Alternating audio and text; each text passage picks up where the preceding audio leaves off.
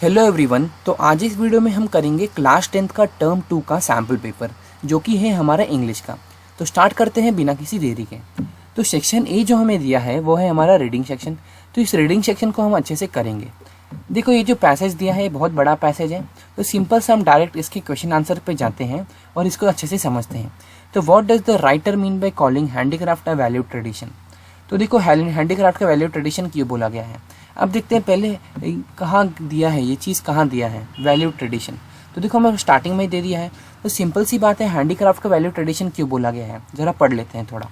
Technology is making advancement at rapid rate but at the cost of value tradition. तो देखो क्या हुआ है, टेक्नोलॉजी बढ़ गई है। टेक्नोलॉजी के चलते क्या हुआ है, जो सब चीज़ है वो एकदम जल्दी जल्दी होने लगा है। उसकी वजह से जो क्राफ्ट इंडस्ट्री है, जो पुरानी जो क्राफ्ट इंडस्ट्री है, उनको बहुत ज़्यादा लॉस होने लगा है। क्योंकि अब जब ये आ गई हैं, मशीनरीज आ गई हैं, तब वो सब उनका काम ले लेगी। क्यों ले लेगी काम उनका, क्योंकि अब सब सस्ते में हो जाता है ना मशीन से। अगर आप खुद कुछ बनाने बैठोगे तो आपको 2-3 घंटा लग रहा है और वही मशीन से बन रहा है 2 मिनट में। तो क्या होगा, मशीन से तो जल्दी बन रहा है और साथ ही साथ तो सस्ता भी रहेगा, चीप भी रहेगा। तो क्या हो गया है, अब जो क्राफ्ट इंडस्ट्री थी, जो पहले स्किल क्राफ्टमैन थे, अब उनका काम छिनने लगा है। किसकी वजह से, टेक्नोलॉजी की वजह से। अब देखो वैल्यू ट्रेडिशन उन्हें क्यों बोला गया है, किसको, क्राफ्ट इंडस्ट्री को वैल्यू ट्रेडिशन क्यों बोला गया है। तो इसका आंसर सिंपल सा है हमारा। तो देखते हैं हमारा इसका आंसर क्या रहेगा। तो इधर हमारा इसका आंसर है कि the writer by using value tradition means to say that the craft industry is valuable as it showcases the talent that are associated with artisans' lifestyle and history, and it also represent our rich artistic culture, heritage and tradition। तो simple सी बात है कि देखो इसे valuable इसलिए कहा गया है क्योंकि ये हर किसी की बात नहीं है। सबके अंदर इतना टैलेंट नहीं होता जितना ये आर्टिशंस के अंदर रहता है। कारीगरी करना कुछ खेल नहीं है, बहुत मुश्किल रहता है कारीगरी करना। तो इसीलिए इसे वैल्यू ट्रेडिशन कहा गया है और पूरा उनके लाइफस्टाइल से जुड़ा हुआ है, इसलिए इसे वैल्यू ट्रेडिशन कहा गया है। अब सेकंड क्वेश्चन देखते हैं क्या दिया है। सेकंड हमें दिया है कि rewrite the following sentence by replacing the underline phrase. अब देखो ये जो अंडरलाइन फ्रेज है, फेलिंग टू मेक प्रोग्रेस, जो इसको क्या करना है, हमको रिप्लेस करना है किसका, 5 to 15 लाइन्स में। तो देखो 5 to 15 लाइन्स में जाते हैं। तो 5 से लेके 15 लाइन के बीच में ये क्या है, फेलिंग टू मेक प्रोग्रेस जैसा सेम वर्ड कहाँ मिलेगा हमको। तो देखो 5 to 15 लाइन तक हम पढ़ते हैं क्या दिया है। The government has identify around 35 craft as languishing craft. Languishing मतलब नहीं पता, अंडरलाइन कर लो। The speciality of handicraft item is the design and association with long tradition belonging to specific region. The word handicraft does not imply the involvement of textures. Textures नहीं पता तो underline कर लो। Human fingers or a guile mind with a moving spirit anymore. Lessening drudgery, और drudgery नहीं पता तो ये भी अंडरलाइन करो। उसके बाद एक जियोपार्डाइज एक वर्ड है, इसको अंडरलाइन कर लो। बाकी 15 लाइन तक ऐसा कुछ हार्ड वर्ड नहीं है। अब आपको क्या ढूंढना है, failing to make progress word. तो फेलिंग टू मेक प्रोग्रेस इन चारों में से एक का मीनिंग है। आप कैसे ढूंढोगे, इस जगह पे पुट करके देख लो। तो जैसे the government has identify around 35 craft as failing to make progress craft. ठीक है, ये बेटर है। तो लैंग्वेजिंग शायद हो सकता है। अब देखें तो अब डेक्स्चर्स का क्या देखते हैं, involvement of failing to make progress human fingers, नहीं डेक्स्चर नहीं आएगा। उसके बाद लेसिंग ट्रेजरी की जगह देखते हैं, lessening failing to make progress increasing, नहीं बिल्कुल नहीं आ रहा है। जियोपार्डाइज पे देखते हैं, tools and this has jeopardize the skill. तो इसकी जगह क्या लिखेंगे हम, फेलिंग टू मेक प्रोग्रेस। तो tools and this has failing to make progress the skill of artisans, नहीं ये नहीं आ रहा। तो जो लैंग्वेजिंग ये एक ऐसा वर्ड है जो रिप्लेस कर रहा है उस फ्रेज को। तो क्या करना था हमको, ये जो अंडरलाइन वर्ड है फेलिंग टू मेक प्रोग्रेस, उसको रिप्लेस करके पैराग्राफ में से एक वर्ड डालना था। तो वो है हमारा लैंग्वेजिंग। तो लिख लेते हैं हम लैंग्वेजिंग, वो वर्ड है। तो वो वर्ड है हमारा लैंग्वेजिंग जो हमने इधर लिख लिया है। अब देखते हैं हम क्वेश्चन नंबर 3। तो देखो सिंपल सी बात है, ये आपको पूरा पैरा पढ़ने की ज़रूरत नहीं है क्योंकि इस पैरा में इतना बोला गया है कि जो आर्टिशंस हैं, मशीन्स के आने के चलते क्या हुआ, उनका कैसे क्या हो गया, धंधा पूरा ख़राब हो गया है। अब क्या करने लगे हैं, वो लूजिंग बैटल लड़ने लगे कि उनके पास कुछ पैसा बहुत कम आ रहा है, पैसा बच ही नहीं रहा है। तो यही सब हमें बोला गया पूरा पैराग्राफ में। अब देखो थर्ड क्या दिया है, state any 2 reasons why artisans are choosing to work by machines rather than the handcraft tools. तो 2 रीज़न बताने हैं। तो पैराग्राफ में 2 से ज़्यादा रीज़न है कि क्या है, अब क्या करने लगे, जो पुराने आर्टिशंस थे अब वो वर्क करने लगे हैं मशीन पे। ज़्यादातर किससे, हाथ से बनाने की जगह वो मशीन पे काम करने लगे। क्यों करने लगे वही हमें बोला गया है। क्योंकि देखो मशीन पे क्या होता है, इंक्रीजिंग प्रोडक्शन होता है, लेसिंग रेजिडेंसी होता है। उसके बाद क्या होता है, देखो ये लेबर सेविंग रहता है, और क्या रहता है, टाइम सेविंग रहता है। तो बहुत सारी चीज़ें ऐसी हैं जो क्या कर सकती हैं, हम बता सकते हैं। तो आपको सिर्फ 2 बताना है, तो कोई 2 हम लिख देते हैं इधर। तो क्या हो जाएगा हमारा answer, it saves labours and it gives it a better finance to product. तो देखो इट गिव्स इधर 2 बार आ गया है, तो आप एक ही बार लिखना है इसको। तो it saves labour and it gives a better finance to the product.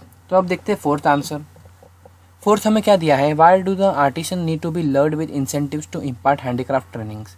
तो देखो पैराग्राफ में तो इसका आंसर नहीं दिया है, हम मतलब आपको खुद से लिखना है इसका आंसर अपने माइंडसेट में। तो इधर क्वेश्चन क्या पूछा है कि क्यों जो आर्टिशंस हैं वो क्या कर रहे हैं, मतलब पैसे चार्ज कर रहे हैं हैंडीक्राफ्ट ट्रेनिंग को सिखाने के लिए। तो देखो सिंपल सी बात है, जो लोग हैं वो क्या बोल रहे हैं कि अभी जो पुरानी हैंडीक्राफ्ट ट्रेनिंग है वो तो ख़त्म होती आई है ना, तो हमारे बच्चों को ये सब सिखा दो। तो क्यों सिखाएंगे वो, उनको नहीं सिखाना। अगर सबको सिखा देंगे तो पहले से उनके पास धंधा कम है, चौपटी हो जाएगा पूरा। तो क्या कर रहे, उनको पैसा सब लोग दे रहे हैं इसलिए ताकि वो क्या करे, उनको सिखाए, ट्रेनिंग सिखाए। क्योंकि क्या है, आर्टिशंस को पास अभी ज़्यादा काम नहीं है, तो उनको पैसे की ज़रूरत है। और पैसा उनको कहाँ से मिल रहा है, ये ट्रेनिंग सिखाते हुए मिल रहा है, हैंडीक्राफ्ट का काम सिखाते हुए मिल रहा है। तो फोर्थ आंसर आप कैसे लिखोगे, ये देखो। तो ये आपका फोर्थ आंसर हो जाएगा कि जो आर्टिशंस हैं need to be lured with incentives to impart handicraft training, because if artisan will impart training to bulk of producer. अगर आर्टिशन ज़्यादातर लोगों को सिखाने लगेंगे काम, तो उनका खुद का काम क्या हो जाएगा, चौपट हो जाएगा। क्योंकि सबको आ जाएगा तो कौन उनसे काम कराएगा। Therefore they need to be tempted by offering benefits और reward to give the training. तो इसलिए क्या करते हो, पैसे वैसे चार्ज करते हैं ताकि वो ट्रेनिंग सिखाए। तो ये है हमारा फोर्थ आंसर है। फिफ्थ देखते हैं। फिफ्थ हमें क्या बोला है, list 1 likely impact of support of government and private sector toward the culture of making handicraft. तो देखो गवर्नमेंट कैसे सपोर्ट करेगी ये हैंडीक्राफ्ट को, जो मतलब पुराने जो हैंडीक्राफ्ट है, जो मतलब बोल सकते हैं जो पुराने लोग हैं, जो क्राफ्ट मैन हैं, क्राफ्ट पर्सनस हैं, उनको कैसे गवर्नमेंट सपोर्ट कर सकती है। क्योंकि वो उनका क्या है, धंधा पूरा ख़राब हो गया, उनके पास पैसा कुछ बच नहीं रहा है। तो क्या है, पैराग्राफ में ही आपको इसका आंसर दिया है। तो आप कैसे बताएंगे इसको, देखो। तो गवर्नमेंट इनको सपोर्ट कैसे कर सकती है, creation of awareness and public support for the artisans and their work. तो क्या कर सकते हैं, अवेयरनेस फैला सकती है। क्योंकि जो गवर्नमेंट की बात है वो ज़्यादातर लोग सुनते हैं। तो क्या कर सकते हैं, गवर्नमेंट अवेयरनेस फैला सकती है। अब देखते हैं जो 6th क्वेश्चन, जो लास्ट क्वेश्चन है वो देख लेते हैं। इसमें से आपको कोई 5 ही अटेम्प्ट करना है। तो अगर ये 5 आपने अभी तक कर दिया तो बहुत ठीक है। अब देखो 6th हमको क्या दिया है, how does the writer justify an artist act of abandoning his or her traditional craft for more lucrative option. अब क्या हुआ कि जो ये क्राफ्टमैन्स हैं वो क्या करने लगे, छोड़ने लगे हैं सब, जो उनका ट्रेडिशन है उसको छोड़ के कहीं और जाने लगे हैं। क्यों जाने लगे हैं, देखो जाने का एक ही रीज़न है, क्योंकि अब जहाँ उनको प्रॉफिटेबल नहीं लगे, जहाँ उनको प्रॉफिट नहीं लगेगा, तो क्यों अपना ट्रेडिशन फॉलो करेंगे। अगर क्या कर रहे हैं, कोई भी इंसान इधर धरती पे क्यों जी रहा है, पैसे के लिए जी रहा है ताकि कुछ खा पी सके। तो खाने पीने के लिए अगर पैसा नहीं रहेगा और अपना ट्रेडिशन फॉलो करते रहेगा तो क्या फ़ायदा। तो क्या बोल रहे हैं इस क्वेश्चन में, इसका आंसर यही हो जाएगा कि कुछ प्रॉफिटेबल नहीं लग रहा था, तो इसलिए उन लोग ने क्या कर दिया, वो ट्रेडिशन को छोड़ दिया। तो क्या हो जाएगा, the writer justify an artist act of abandoning his or her tradition craft for a more lucrative option, as the artisan cannot be expected to continue their profession if it is not profitable, even though the loss of traditional craft is pertinent। तो यही हो जाएगा हमारा 6 के 6 question हमारे solve हो गए इसी के साथ। अब देखो, अब 6 में से आपको कोई 5 ही करना है। और दूसरी बात, ये जो पैरा है मैंने आपको जानबूझ के एक्सप्लेन नहीं किया है। क्यों नहीं किया है, क्योंकि देखो अगर आप खुद से पैरा अच्छे से पढ़ोगे तो आपका क्या होगा, मेरा कुछ रिवाइज नहीं होगा, क्योंकि मेरे को एग्जाम नहीं देना है, आपको एग्जाम देना है। तो क्या होगा, आप अगर अच्छे से पैरा पढ़ोगे, आपको समझेगा, तो और अच्छे से आप आंसर लिख सकते हो। यहाँ तो मैं आपको एक अप्रोच बता रहा हूँ कि आप कैसे कर सकते हो। इसी के साथ हमने जो फर्स्ट पैरा था वो तो खत्म कर दिया है, पैसे 6 क्वेश्चन हो चुके हैं। अब सेकंड देखते हैं। तो देखो सेकंड में हमें एक केस स्टडी दिया है। अब केस स्टडी में हमें क्या बोला है कि एक फेस्टिवल जो होता है, फेस्टिवल क्या करता है, फेस्टिवल अपने साथ सेलिब्रेशन, जॉय ये सब लेके आता है, लेकिन साथ ही साथ उसके साथ फोर्थ साइड पे फ्लिप साइड भी रहती है। फ्लिप साइड क्या रहती है कि फेस्टिवल जहाँ सेलिब्रेशन होता है, जैसे बोल सकते हैं समझो दिवाली है, अगर दिवाली में सेलिब्रेशन होता है तो पॉल्यूशन भी तो बहुत होता है, एयर का पॉल्यूशन होता है, फिर बाद में बहुत सारे पॉल्यूशन होते हैं, नॉइज पॉल्यूशन होता है। तो क्या है, जहाँ क्या रहता है, फेस्टिवल रहते हैं, या फिर बोल सकते हैं जहाँ सेलिब्रेशन रहता है वहाँ क्या रहता है, पॉल्यूशन भी रहता है। तो क्या बोला गया है कि जो स्कॉलर्स हैं, किस चीज़ के, यूनिवर्सिटी के जो स्कॉलर्स हैं, इंडियन यूनिवर्सिटी के जो स्कॉलर्स हैं, उन्होंने एक स्टडी कंडक्ट किया था जिसमें उन्होंने बोला था कि फेस्टिवल्स का क्या इम्पैक्ट रहता है इन्वायरमेंट पे, उन्होंने देखा था। तो उन्होंने क्या पाया, 2 मेन ऑब्जेक्टिव्स थे उनके ये करने के, स्टडी करने के। तो फर्स्ट था कि क्या कर सके, सब लोग के अंदर अवेयरनेस फैला सके कि ये जो इन्वायरमेंट है वो डैमेज होता है फेस्टिवल करने से, मतलब कि ये सब पॉल्यूशन का, ये फटाके वटाके बढ़ने से, क्रैकर जलाने से। उसके साथ सेकेंड उन्होंने सोल्यूशन देखा था कि क्या कर सकते हैं, कैसे कोई सोल्यूशन निकाल दे जिससे अगर हम फेस्टिवल मनाएं तो कोई पॉल्यूशन ना हो। तो उन्होंने 2 अप्रोच देखी थी कि फर्स्ट तो सबको अवेयर किया जाए, और सेकेंड उन्होंने बोला था कि कैसे हम शांति से फेस्टिवल मना सकते हैं बिना इन्वायरमेंट को हार्म किए।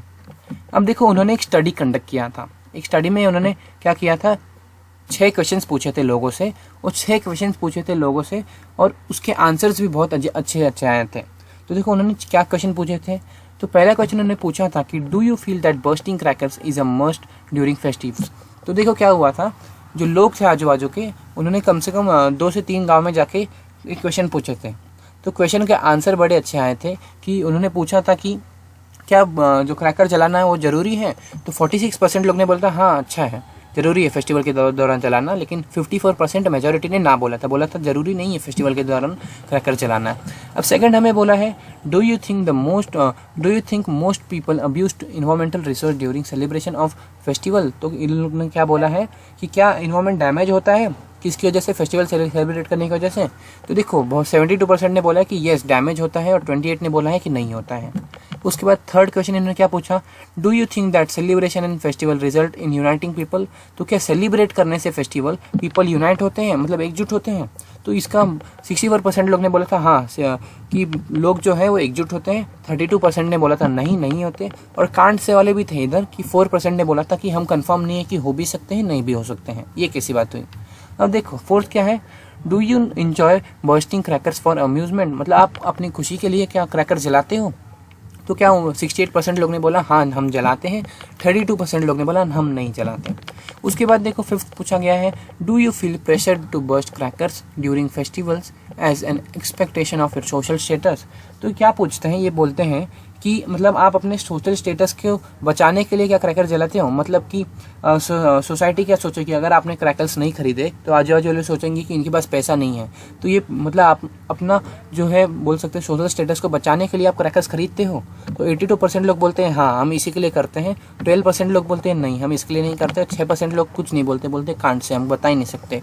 उसके बाद 6th वन जो क्वेश्चन पूछा उन लोग ने, वो पूछा था, are you aware of waste segregation and disposal guideline for better ecology. क्या तुमको पता है कि वेस्ट सेग्रीगेट कैसे करते हैं, अब हमारे इन्वायरमेंट को कैसे बचाते हैं। तो 56% लोग ने बोला था हाँ हमको पता है, हम अवेयर है। 40% ने बोला था हम अवेयर नहीं थे, और 4% लोग ने बोला था हम थे कि नहीं थे पता नहीं, कन्फर्म नहीं है। तो ये क्या बात हुई पता नहीं। अब साथ ही साथ 2 पैरा और दिया है। तो पैरा में हमें बताया गया था कि हमें स्ट्रिक्ट रूल्स और रेगुलेशन को इम्पोज करना चाहिए, जिससे क्या होगा, ड्रास्टिक इम्पैक्ट आएगा हमारे इन्वायरमेंट पे, जिससे ये सब जो है कम होगा। और साथ ही साथ ये लास्ट पैरा में हमें बोला गया था कि इको क्लब जो है वो एक लूजिंग बैटल जो क्या कर रहे हैं, फाइट कर रहे हैं। मतलब कि इको क्लब्स ऐसे क्लब्स रहते हैं जो क्या करते हैं, इन्वायरमेंट को प्रोटेक्ट करते हैं। लेकिन क्या हुआ, एक ही इशू तो नहीं है ना कि हमने क्या किया फेस्टिवल पे, मतलब फेस्टिवल पे क्या किया स्ट्रिक्ट रूल्स लगा दिए। ऐसे बहुत सारे इश्यूज हैं जिसके चलते पॉल्यूशंस होता है, इन्वायरमेंट डिग्रेड होता है। तो हमें क्या करना चाहिए, हमें ये करना चाहिए कि अवेयरनेस फैलाना चाहिए पूरे इंडिया में, या फिर बोल सकते हैं पूरी कंट्री में अवेयरनेस फैलाना चाहिए। तो देखो ये शॉर्ट में मैंने एकदम आपको ये पैरा एक्सप्लेन किया है। अब इसके क्वेश्चन आंसर कर लेते हैं, उसके बाद ये हमारा पूरा क्लियर हो जाएगा। तो देखो क्या दिया है हमें क्वेश्चन, देखते हैं। Y do the research call the pollution flip side of festival. तो रिसर्च को फ्लिप साइड ऑफ फेस्टिवल क्यों बोला गया है, इसका आंसर देखते हैं। तो इसको फ्लिप साइड ऑफ फेस्टिवल इसलिए बोला गया है क्योंकि क्या होता है, उससे 2 चीज़ आती हैं। पहले तो क्या आता है, हम इंजॉय तो कर लेते हैं, बहुत मज़ा आता है फेस्टिवल सेलिब्रेट करने में, लेकिन हम एक चीज़ को इग्नोर करते हैं जो कि है पॉल्यूशन। हम पॉल्यूशन बहुत करते हैं। फेस्टिवल इंजॉय तो करते हैं लेकिन क्या होता है, पॉल्यूशन भी करते हैं। तो क्या है, ये क्या है, 2 side of the same coin है, ऐसा बोल सकते हैं कि एक जगह पे अगर पॉल्यूशन हो रहा है तो दूसरी जगह पे सेलिब्रेशन हो रहा है, दोनों भी एक ही साथ हो रहा है। अब सेकंड क्वेश्चन देखते हैं क्या दिया है, comment on the significance of the second objective of the study which reference to the line 7 to 12। तो देखो सेकंड ऑब्जेक्टिव में हमें बोला गया था कि कैसे हम अपने इन्वायरमेंट को बचा सकते हैं, मतलब क्या कर सकते हैं, ऐसे क्या सोल्यूशन ला सकते हैं जिससे हम अगर फेस्टिवल मनाएं तो क्या हो, हमारा इन्वायरमेंट डैमेज ना हो। तो यही है इसका आंसर, आप पढ़ के लिख सकते हैं। अब थर्ड क्वेश्चन देखते हैं हमें क्या दिया है। थर्ड है दिया है हमें, justify the research recommendation for the limiting the drastic impact on festival pollution on the environment with reference to the line 16 to 21। तो देखो क्या बोला गया है कि 16 to 21 लाइन में क्या बोला गया था वो हमें बताना है।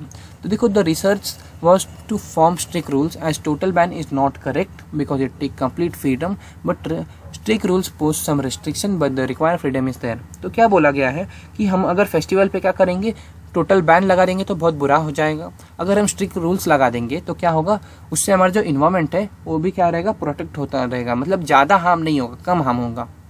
तो ये हमें बोला गया है। अब फोर्थ देखते हैं। फोर्थ हमें क्या दिया है, why do the research feel that the environmental group and eco clubs are fighting a losing battle in the given scenario. मैंने आपको छोटा सा एक्सप्लेन कर दिया था कि इको क्लब्स क्या होता है। इको क्लब्स ऐसे क्लब्स होते हैं जो इन्वायरमेंट को बचाने के लिए काम करते हैं। तो देखो, the research feel that the environmental group and eco clubs are fighting a losing battle in the given scenario. उन लोग लूजिंग बैटल क्यों कर रहे थे, क्योंकि देखो फेस्टिवल ही एक कारण नहीं था जिससे पॉल्यूशन होता है, क्योंकि बहुत सारे ऐसे कारण थे जिससे पॉल्यूशन होता है, जैसे कि city traffic, disposal of plastic, garbage dumping and ecological degradation. ऐसे बहुत सारे प्रॉब्लम्स हैं जिसकी वजह से क्या होता है, पॉल्यूशन होता है। Awareness is the only solution to deal with this but the lack of it only added to this problem. तो इसके लिए क्या है, हमें सिर्फ अवेयरनेस मेन ऑब्जेक्टिव है कि हमें सबको अवेयर करना चाहिए। फिफ्थ क्वेश्चन हमें क्या दिया है, even though a large number of people say no to bursting crackers than those who say yes, festival pollution persist, how does evidence from the table 1 support this statement. तो देखो क्या हुआ, हमने जो टेबल पढ़ा उसको लेके हमें बताना है कि देखो बहुत लोग ने ऐसा बोला था। पहला पॉइंट अगर हम देखेंगे, बहुत लोग ने ऐसा बोला था कि ज़रूरी नहीं है कि हमें मतलब बोलना चाहिए क्रैकर जलाने चाहिए, फटाके फोड़ने चाहिए।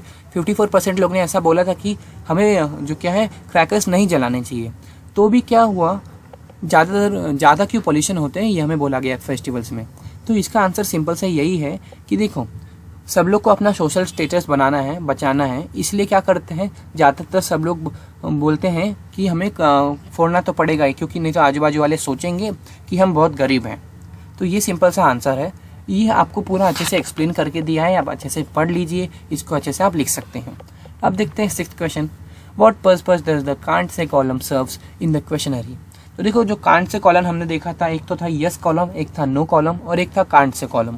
तो कांट से कॉलम क्यों दिया था, देखो कांट से कॉलम हमें इसलिए दिया गया था क्योंकि ऐसे अगर लोग रहेंगे जो क्लियरिटी को लैक करते हैं, मतलब कि कांट से कॉलम हमें इसलिए दिया गया था क्योंकि कुछ लोग ऐसे रहेंगे जिनको कुछ समझेगा ही नहीं कि हमें येस बोलना चाहिए इस बात पे कि नो बोलना चाहिए। जो कंफ्यूज रहेंगे, क्लियर नहीं रहेंगे, तो बोलते हैं हम कांट से, हमें नहीं पता।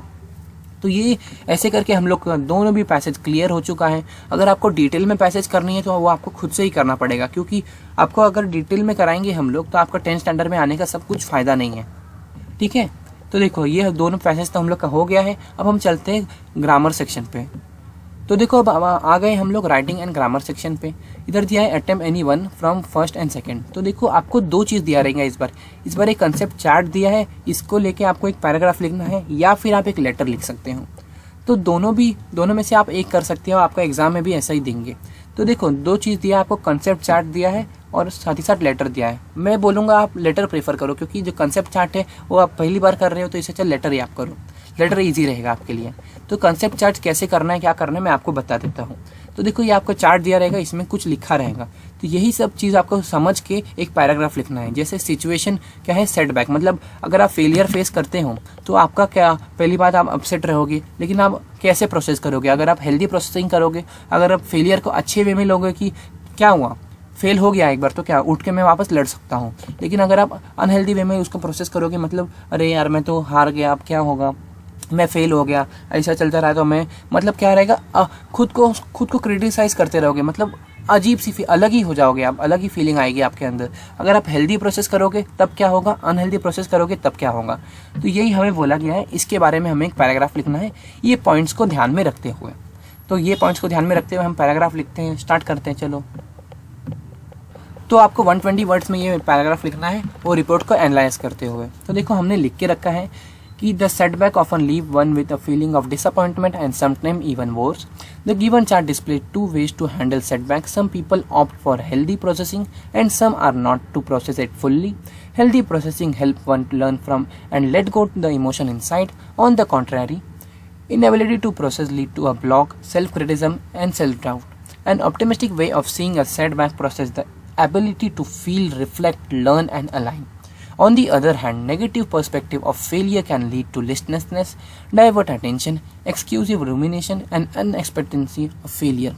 Responding to setback negative lead to vicious cycle of undesirable feeling. It is evident that experience a setback lead to feeling of inadequate and incompetency along with an unwillingness to accept situation. Responding to setback the positive way is empowering and it lead to success. तो देखो ये जो हमारा छोटा सा जो paragraph है ये हम लोग का बना दिया है। अगर आपको ये नहीं करना तो आप लेटर भी कर सकते हो। जैसे हमने ये पैराग्राफ पढ़ लिया है, अब आपको लेटर करना है तो लेटर कर सकते हो। जैसे कि एक लेटर आपको दिया रहेगा, you are Samina Javeri, class 10 Vadodara Gujarat. तो देखो आप समीना जवेरी है, क्लास 10 में पढ़ती है, वडोदरा गुजरात में आप रहती हैं। आपको क्या करना है, खुद का एक बोर्ड गेम बनाना है। आपने कहाँ देखा है वो, देखो आपको एक इन्फॉर्मेशन दिया है ऐसा कि you come across the following information on local libraries notice board. आपने लाइब्रेरी के नोटिस बोर्ड पे एक इन्फॉर्मेशन पढ़ी, वो क्या थी, create your own board game competition. आपको खुद का एक और बोर्ड गेम कंपटीशन का बोर्ड गेम बनाना है। Create an educational board game and send it to us at teen toggle game pvt.ltd 307 Satija building, Colaba, Mumbai by July 2022. The top 10 winning board game will be featured on our international portal attractive scholarship for the winners. तो देखो ये आपको पूरा दिया गया है information. अब देखो लास्ट लाइन में आपको क्या दिया गया है, you wish to participate but require more information. आपको पार्टिसिपेट करना है लेकिन आपको थोड़ा और इन्फॉर्मेशन चाहिए। तो आपको करना क्या है, इधर write a letter to teen toggle game pvt.ltd। आपको एक लेटर लिखना है उनको, क्या बताते हुए, उनको ये बताते हुए कि, तो आपको इंक्वायर करना है किसके अबाउट, रूल्स क्या है, रेगुलेशंस क्या है, स्कॉलरशिप डिटेल्स जो उन्होंने दिए हैं और डेडलाइन। और देखो 16 एंट्रीज अलाउड है क्या ये कंपटीशन के लिए, कि ग्रुप भी चलेगी, तो दोनों में से कुछ भी। देखो ये आपको जो दिया है इसके रिगार्डिंग आपको लेटर लिखना है। तो ये सब पकड़ के आपको लेटर लिखना है। तो आप समीना जवेरी जिनको आप लेटर लिखोगे टीन टॉगल कंपनी को, किसके रिगार्डिंग आपको क्या करना है, पार्टिसिपेट करना है उसके रिगार्डिंग। तो स्टार्ट करते हैं हमारा लेटर। तो देखो ये एक इंक्वायरी लेटर है जैसे कि हमने देखा। तो जो भी आपको मेंशन किया है वो पहले लिखना है। तो जैसे हमें क्या करेंगे, सेंडर्स एड्रेस लिखेंगे वडोदरा गुजरात।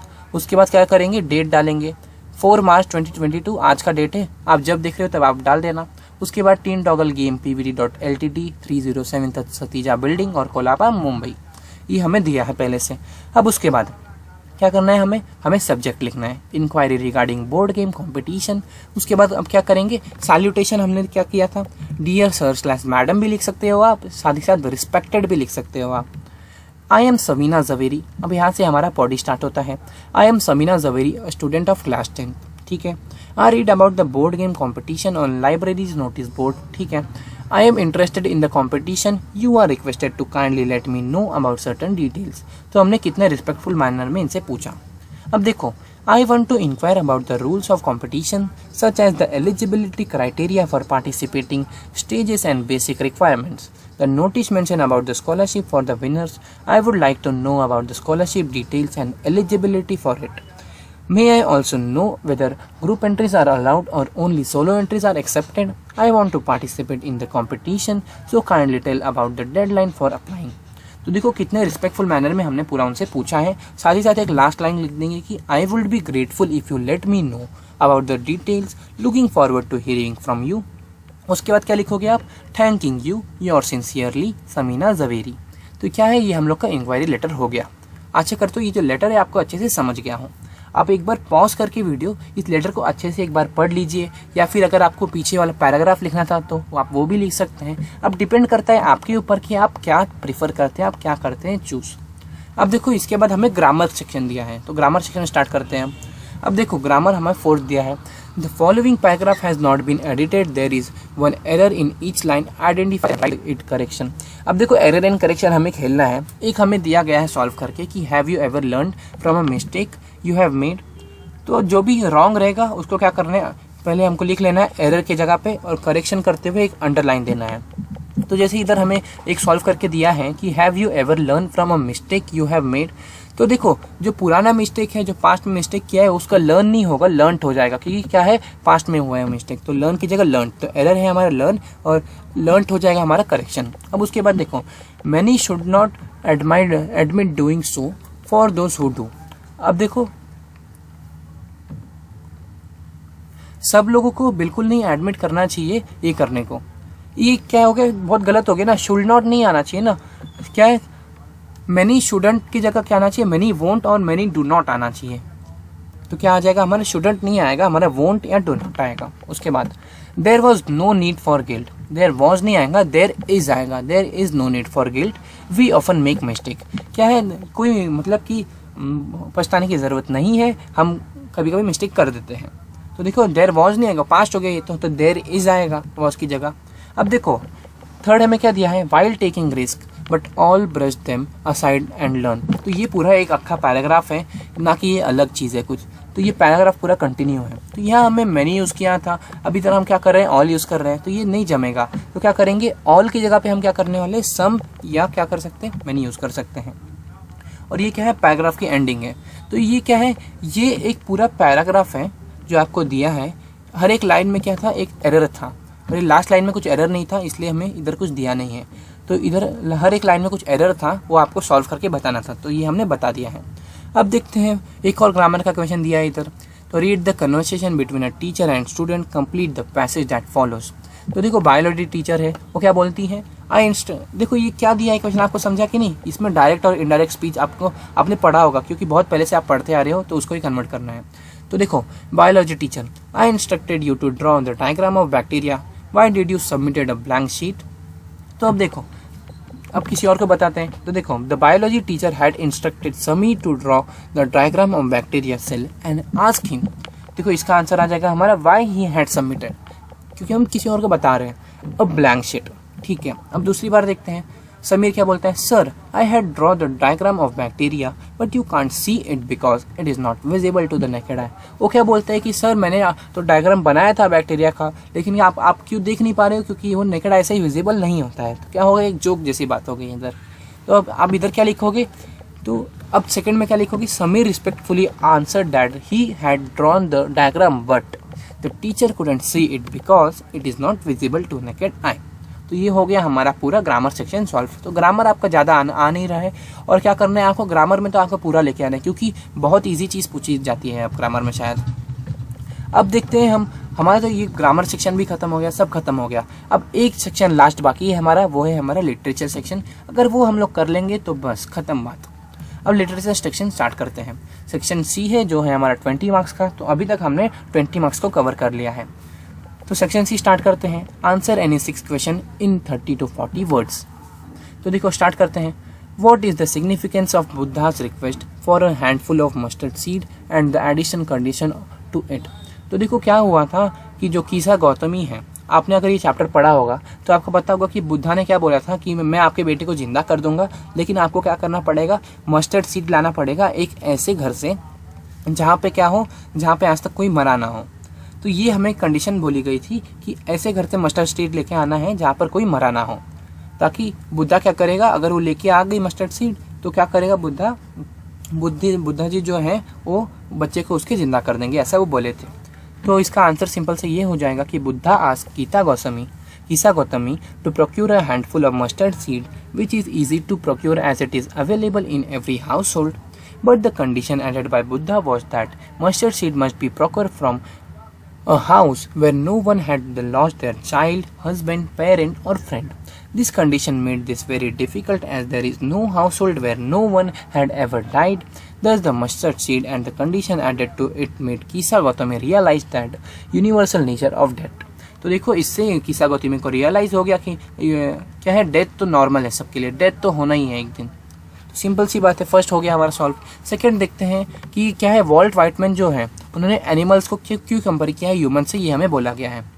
तो देखो इसका आंसर ये हो जाएगा कि poet Walt Whitman in the poem animals has shown his wise to live to leave the human world and join animals as he find them better than human। तो देखो वो क्या बोलते हैं कि एनिमल्स का जो वर्ल्ड है वो ज़्यादा बेटर है ह्यूमन से। ऐसा क्यों है? क्योंकि जो ह्यूमन है वो क्या करते हैं, उनके अंदर क्या हिपोक्रेसी की भावना है, बहुत ज़्यादा हेट्रेड है, मटेरियलिज्म है, सब फेक डिस्प्ले करते हैं, सब मजाक में लेते हैं। मतलब क्या है, वो एनिमल जैसे शांत स्वभाव के नहीं है, वो क्या करते हैं, उछलते कूदते रहते हैं, हर बार हर चीज़ के लिए उछलते कूदते रहते हैं। They keep complaining about things and lack contentment. तो ये है आपका आंसर। अब देखते हैं थर्ड क्वेश्चन। थर्ड आपको क्या दिया है, comment on the tone of the speaker when she said will you please look at me when I am speaking to you Amanda. तो देखो हमें क्या बोला गया है, ये अमांडा पोएम से लिया गया है। तो हमें इसके बारे में बताना है कि स्पीकर की टोन क्या है, मतलब उसकी मम्मी की टोन क्या है, कैसे टोन में वो बोल रही है। तो देखो आंसर हो जाएगा हमारा, the tone of the speaker in the line is exasperate and annoyed, मतलब बहुत गुस्से में दिख रही हूँ। The speaker get frustrated on getting no reply. अब अमांडा अपने मन में खेल रही है, अपने मन में कुछ और ही सोच रही है, अपने अलग ही ख्याली पुलाव पका रही है। और क्या है, उसकी ये सब देख के उसकी मॉम क्या है, पूरा फ्रस्ट्रेट हो गई है, इरिटेट हो गई है उससे। The use of exclamation mark toward the end is suggestion of the inherent emotion. This proven that the speaker is very angry. तो इससे हमें ये पता चलता है कि जो स्पीकर है वो बहुत एंग्री है, क्योंकि लास्ट में एक्सक्लेमेशन मार्क यूज हुआ है कि अमांडा ऐसे जोर से चिल्लाया है उसने। अब देखो फोर्थ देखते हैं। देखो आपको 7 क्वेश्चंस दिए हैं, उसमें से आपको 6 क्वेश्चन सॉल्व करने हैं। मैं आपको पूरे 7 सॉल्व करा के दे रहा हूँ। तो देखो, a ballad include the telling of tales as well as surprising ending. Using evidence from the poem explain how these features are included in the tale of the custard dragon. तो देखो question हमें क्या दिया है कि जो एक ballad रहता है, बैलेड मतलब रहता है कि एक ऐसा पोएम या फिर ऐसी चीज़ जिसकी क्या हो, एकदम सरप्राइज एंडिंग हो, एकदम अलग सी एंडिंग हो जाए। जैसे हम लोग कुछ चैप्टर पढ़ रहे हैं अलग, और तब तक क्या हो जाए, कुछ अलग ही हो जाए, बीच में एंडिंग में कुछ अलग ही हो जाए। तो ये होता है हमारा बैलेड की एकदम सरप्राइज सा एंडिंग हो जाए। तो क्या करना है हमें, the tale of custard dragon में ऐसा क्या एंडिंग हुआ वो हमें बताना है। तो हमको पता है कि क्या हुआ था, जो कस्टर्ड है वो क्या करता है, सब उसको डरपोक समझते थे। तो उसने क्या किया, एक दिन जब पायरेट घुस गया था उनके घर में, तब उसने क्या कर लिया, पायरेट को गॉबल कर लिया, खा लिया। और उसकी वजह से क्या हुआ, सब लोग उसको डरपोक समझते थे, लेकिन क्या है, वही सबसे ज़्यादा बहादुर निकला। तो ये हो गया हमारा आंसर। अब ये इसको लिखना है। अब देखो कैसे हम एक्सप्लेन करते हैं इसको। The poem the tale of custard the dragon is a tale which tell the story of custard. ठीक है, the dragon who live with Belinda and other 3 pet in a white house. ठीक है, all are proud of being brave and make fun of custard as he cries for a cage. Everyone consider him a coward. A pirate entered in their house one day and everyone got scared. But Custard gobbled the pirate, proved his bravery and surprised everyone in the ending. In the end, Custard rose the occasion and saved the life of everyone. तो क्या हुआ, क्या हमने सब पढ़ लिया है, अच्छे से समझ लिया है, अच्छे से एक्सप्लेन कर दिया है। तो ऐसे ही आपको एग्जाम में अगर आप करोगे तो मेरे को लगता है आप आउट ऑफ ही लेके आओगे डायरेक्ट। अब 5th क्वेश्चन देखते हैं। Which two issue about himself convinced Lomo of his decision to get married? तो क्या चीज़ था जिसकी वजह से लोमो ने क्या डिसाइड किया कि उसे मतलब शादी कर लेना चाहिए। तो पहली बात थी उसको पाल्पिटेशन की प्रॉब्लम थी, और साथ ही साथ वो हर बार अपसेट हो जाता था। तो यही 2 रीज़न था। उसकी वजह से क्या होता था, वो शांत स्वभाव का इंसान था, एकदम शांति से रहता था। उसको पाल्पिटेशन की सबसे ज़्यादा बुरी प्रॉब्लम थी, उसके साथ वो बार बार अपसेट हो जाता था, पता नहीं क्यों। तो यही 2 रीज़न था जिसकी वजह से क्या था, उसको शादी करना था। तो सिंपल सा आप लिख सकते हो कि Lomov thought that he is expected to marry and can not stay unmarried or to lead a quite settled and regular life at his age, a critical age of 35. He suffered from palpitations and is always getting upset, so he needed a partner. तो ठीक है, ये 5th question हो गया हमारा easily. 6th देखते हैं। Briefly state how Matilda invited a dreadful life of necessity into her family.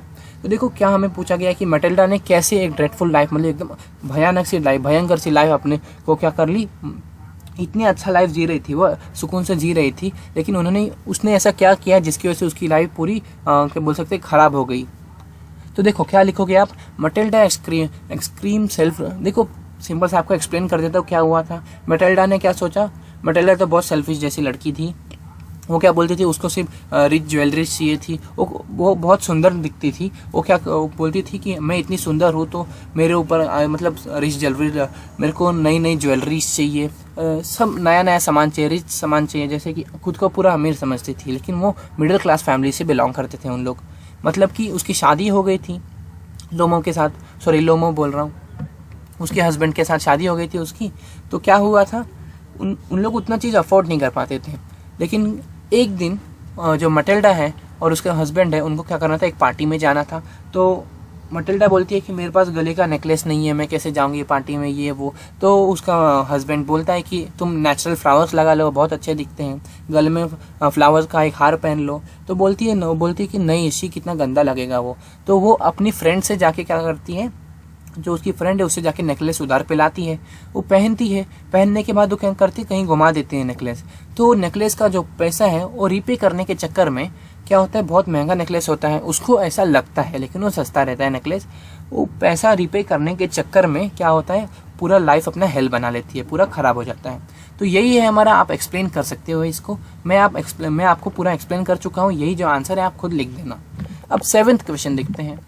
The hack driver successfully trapped the narrator in his web of word comment। तो हैक ड्राइवर ने कैसे narrator को फंसा लिया था उसके शब्दों के जाल में, ये हमें पूछा गया है।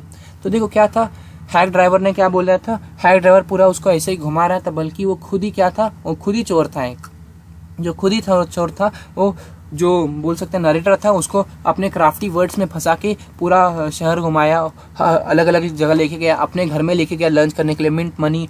उसके बाद क्या किया, उसको आखिरी में जाके भेज दिया उसके घर पे वापस, बिना क्या किए, मतलब ऐसे उसने जाल में ऐसे उसको फंसाया कि वो ऐसे ही रिटर्न चले गया, बिना जो बोल सकते हैं उसको ढूंढे। तो देखो कैसे लिखोगे आप, hack driver was a conversationalist, cheerful, friendly and open person. He befriend the narrator who trust him for everything he says and does. He very cunning asked the narrator to stay behind himself, making inquiries, offer homemade lunch, mint money. He be full and outwit the narrator in the guise of help. The hack driver, using his crafty words, trapped the narrator and very cleverly sent him back without him serve the summons. तो बिना समन सर्व किए वो चले गया ऐसे ही। अब देखो ये हो गया हमारे 7 के 7 क्वेश्चंस। अब इस 7 में से आपको डिसाइड करके 6 लिखना है कोई। अब हम लॉन्ग आंसर पे आते हैं और इसमें एनी 2 करना है। तो स्टार्ट करते हैं। क्वेश्चन क्या दिया है, parents play a crucial role in the upbringing of their children, critically examine the parents of भोली and E-Bright, highlight their impact on their children's life।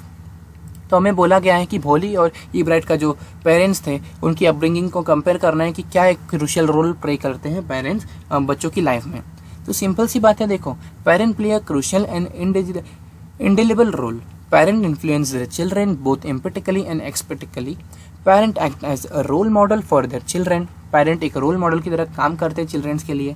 They are the first teacher, friend, companion and guide for the children. वो parents क्या है, teacher हैं, friend है, companion है, और ये सब क्या है, फर्स्ट टीचर है, पहले फ्रेंड है, कंपेनियन है और गाइड है। उसके बाद Richard H Ebright's mother was loving, caring, understanding. क्या है, उसकी जो रिचर्ड इब्राइट की तो मदर थी, बहुत लविंग थी, केयरिंग थी, अंडरस्टैंडिंग थी। She was her son's friend and companion. वो अपनी बेटे की दोस्त थी, कंपेनियन थी। She felt the vacuum in Ebright's life in her absence, father's absence. She invested time and energy in his upbringing which made him see height of success. On the other hand, अब देखो हम भोली के बारे में देखें कि भोली के पेरेंट्स क्या थे, अनकेयरिंग थे, इंडिफरेंस थे, बायस थे, इनसेंसिटिव थे एंड हैड अ पेट्रिकल माइंडसेट। मतलब कि जो कंजर्वेटिव माइंडसेट होता है वो था उनके पास। क्या था, पुरानी सोच वाले व्यक्ति। They had a traditional outlook and did not believe in educations of girls, were totally indifferent to Bholi and her needs। अब उसके बाद देखो, they neglect her and did not even bother to groom her। They sent to तो क्या करते थे, वो क्या करते थे, उसको हर बार ना कुछ बोलते ही नहीं थे। मतलब बोल सकते हैं कि वो जैसे उनकी कोई बेटी ही नहीं है, ऐसा सोचते थे उन लोग। वो क्या करते थे, उसको एक बार नेग्लेक्ट करते थे। उसके बाद they sent her to school not to educate her but to save their own face. वो स्कूल इसलिए भेजा था ताकि वो क्या करे, वो खुद का फेस बचा सके समाज के सामने। Despite their prosperity they left Bholi to her own misery. Worst was when they decided to marry her off Bishamber. The contribution and companionship of parents can not be denied. अब देखो पेरेंट्स जैसा करेंगे वैसा ही उनके बच्चे भी करेंगे। मतलब कि देखो पेरेंट्स अगर अच्छा लव देंगे, केयर देंगे, अच्छे से संभालेंगे अपने बच्चों को, तो क्या करेगा, बच्चा अच्छा निकलेगा। अब बच्चों को आप संभालोगे नहीं तो क्या बच्चा बिगड़ेगा ही ना। अब भले ही वो बिगड़ी नहीं थी भोली, लेकिन तो भी क्या है, अगर उसकी जगह पे कोई और होता तो पूरा बच्चा बिगड़ जाता। देखो, sculpture child and shape their future. तो देखो, जैसा आप करोगे, जैसे केयर करोगे आप अपने बच्चों की, वैसे ही क्या होगा, बाद में बच्चे भी आपकी वैसे ही केयर करने वाले हैं। जैसे भोली ने लास्ट में बोला था कि मैं अपने पेरेंट्स को संभालूंगी, बल्कि भले ही उनके पेरेंट्स ने क्या किया था, उसे पूरा इग्नोर करके रखा था। अब देखो, सेकंड क्वेश्चन हमें क्या दिया है। अब एक कन्वर्सेशन हमें बतानी है राजवीर और प्रांजल के बीच में, कि उनको क्या करना है अब नेक्स्ट वेकेशन पे जाने के लिए, अब अगला वेकेशन पे जाने के लिए एक डेस्टिनेशन चूज करना है। प्रांजल और राजवीर जो है क्या कर रहे हैं, बातचीत कर रहे हैं। तो देखो क्या करते हैं, हमें बोला गया है कि इनके जो कन्वर्सेशन है उसको पूरा कंप्लीट करना है। क्या करना है हमें, मतलब राजवीर जो है, राजवीर को जाना कहाँ है, राजवीर को जाना है कुर्ग। तो राजवीर को जाना है कुर्ग, और राजवीर किसको कन्विंस कर रहा है, प्रांजल को कन्विंस कर रहा है कि चलो हम चलते हैं कुर्ग। तो हमें प्रांजल को कन्विंस करना है इस बार। तो स्टार्ट करते हैं। तो क्या बोलते हैं राजवीर, देखो हम लोग को इधर लाइन दिया गया है, इतना हमको पहले से ही दिया गया है। सॉरी, देखो ये राजवीर और प्रांजल का स्टार्टिंग का कन्वर्सेशन हमको इधर दिया गया है, इधर से हमको कंटिन्यू करना है। तो ठीक है, स्टार्ट करते हैं। राजवीर क्या बोलता है, hey Pranjal, I think we should be visiting Coorg. It is beautiful place with coffee plantation. I can smell the aroma already. प्रांजल क्या बोलती है, I gave you the opportunity to explore a tea plantation last year in Assam. I want to, हाँ इसके आगे मैंने लिखा नहीं गलती से, इसको लिख देना I want to go to Goa, visit Goa, जो लिखना है आप लिख सकते हो। Rajveer, there is a lot more to do in Coorg than smelling the coffee. The place has the rainforest, so the megafauna will be worthy watching. Not just this, Coorg provide opportunity to indulge in adventure sports like river rafting, rappelling, mountain biking, to name a few.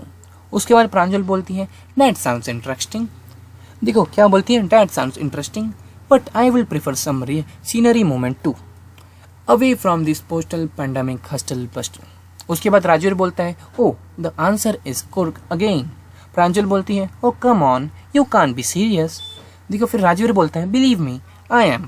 Coorg is the place. It has beautiful natural walking trails and the Brahmagiri hills offer a panoramic view. I read that the place had the largest Tibetan settlement, so the environment will reflect peace and spirituality, I am sure. प्रांजल क्या बोलती है कि हाँ वो agree हो गई अब शायद। Have to say you have presented a fine case in favor of Coorg and convinced me. तो क्या था, प्रांजल को जाना था गोवा, लेकिन क्या कर गया, राजवीर हमारा कन्विंस कर लिया उसको जाने को कुर्ग। अब क्या बोलती है, let's plan to leave for Coorg next Wednesday. तो क्या करते हैं, हम लोग प्लान कर लेते हैं कि उनको नेक्स्ट वेडनेसडे को कुर्ग निकलना है। तो इसी के साथ आपको कॉन्ग्रेचुलेशंस, क्योंकि आपने क्या कर लिया है, कंप्लीट कर लिया है पूरा सैम्पल पेपर। और अगर आपको ये वीडियो अच्छी लगी होगी, अगर आपको सब समझा होगा, तो इस वीडियो को लाइक और सब्सक्राइब करना बिल्कुल मत भूलना, चैनल को सब्सक्राइब करना बिल्कुल मत भूलना प्लीज़, और कमेंट करके बताना वीडियो कैसी लगी।